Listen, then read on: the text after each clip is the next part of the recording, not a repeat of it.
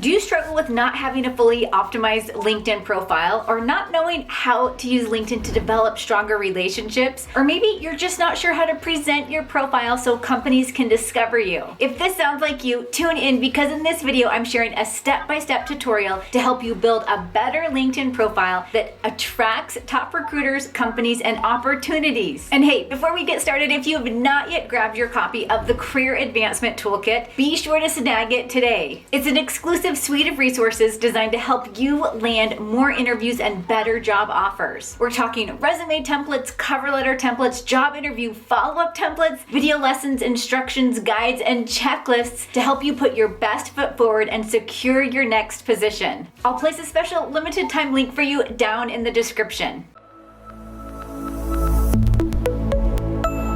Hey, I'm Heather, a career strategy expert, helping you land your next big career opportunity so you can grow in a field you love. Now, if you've not yet done so, make sure you click the subscribe button down below, and remember to tap the bell notification so you're notified when I host a live training or publish a new video every week here on my channel. LinkedIn is now the world's #1 largest professional network. It's one of the only places online where you can find high-quality career opportunities, build a network of like-minded professionals, and become a thought leader in your industry. So if you don't have a knockout profile, or if you're not using the platform on a regular basis, you need to get started. Let's jump into the 7 parts of your LinkedIn profile that must be optimized so that you can have a clear representation of who you are and attract more opportunities. The 7 parts of your LinkedIn profile that must be optimized. So if you want a marketable LinkedIn profile, you want to increase your salary, you want better job opportunities, you have to optimize your profile. So I'm going to go through 7 parts with you really quickly. So of course, the first part is your profile photo. So I know I talk about this all the time, but I want to see your profile photo as professional. I want to see it as industry specific. I want to see you smiling. I want it to be a high quality photo and no selfies. Okay. So you'll notice this slide is an example of where your profile photo is going to show up on LinkedIn. So of course, the one on the left, this is if I was editing my LinkedIn profile. The other smaller image to the right, that's going to be my news feed. And then the other section would be if you start a news post, like if you post something in the news feed, your LinkedIn profile photo has to be uploaded. If you have a profile photo, you actually get 14 times more profile views and 9 times more connection requests. So just keep that in mind. Now, if I go back to my profile photo, I wanted just to make a note here. This is a photo shoot I did. I had someone with a t-shirt on. I had a jacket on. This just happens to be the one that I uploaded. I don't even think this is the one on my profile right now, but in this example it is. As long as it's professional and you're facing the camera and you're smiling, I think you'll be okay. You don't have to go through a professional photo shoot either.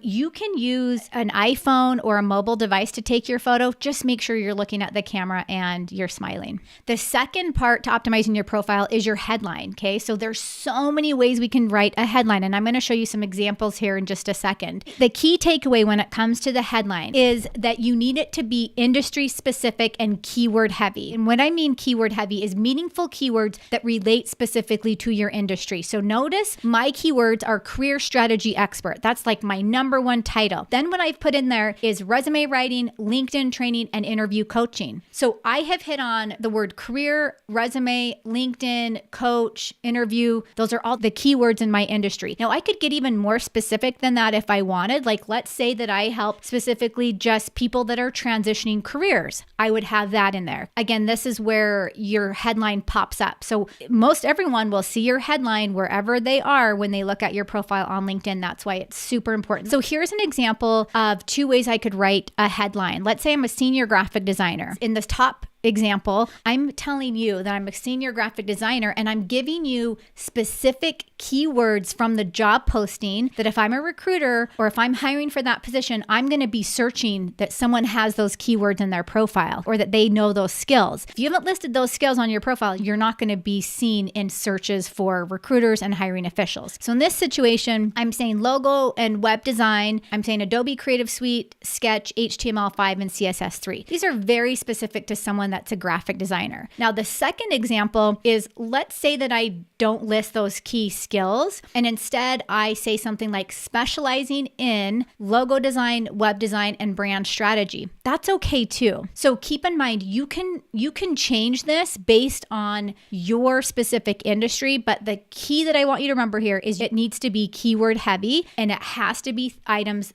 related to the position. Now, here's another example. Let's say I'm a director of public relations and marketing. Well, notice in the first example, again, I'm listing more of those hard skills: copywriting, email marketing, SEO, and CRO. Those are something that a recruiter would actually search for. Okay. Or I could say raising visibility and brand awareness. Now, the second example is a little bit more geared to the human reader, okay, not necessarily like a search engine. So you decide what works best for you in your industry and how you want to portray yourself. But these are just a couple of examples of how you can do that. Next section, you guys, is the About section. So this, again, is the most overlooked section on LinkedIn. Keep in mind, when it comes to your About section, you can write in first person format. You would say, I am, or I do this, or this is me. You can put that into your LinkedIn summary or your About section. You don't write your resume that way. You never want to have I, me, or my in your resume, but in LinkedIn, that's okay. Now, this is a screenshot of my About section. You'll notice that I have a few different paragraphs. I have some bullet points about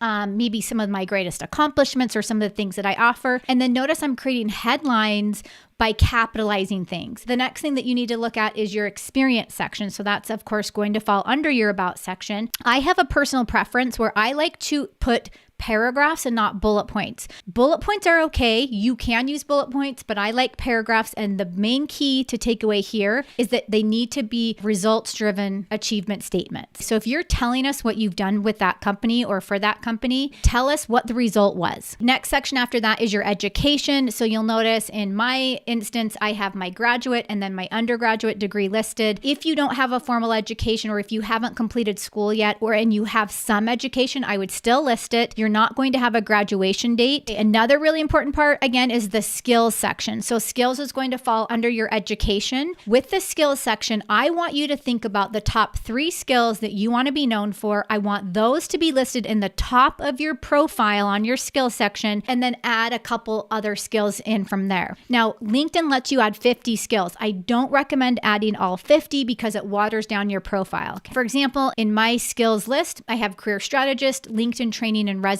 writing. Now, I have other things in there too, like higher education, career coaching, leadership. I have a lot of other things.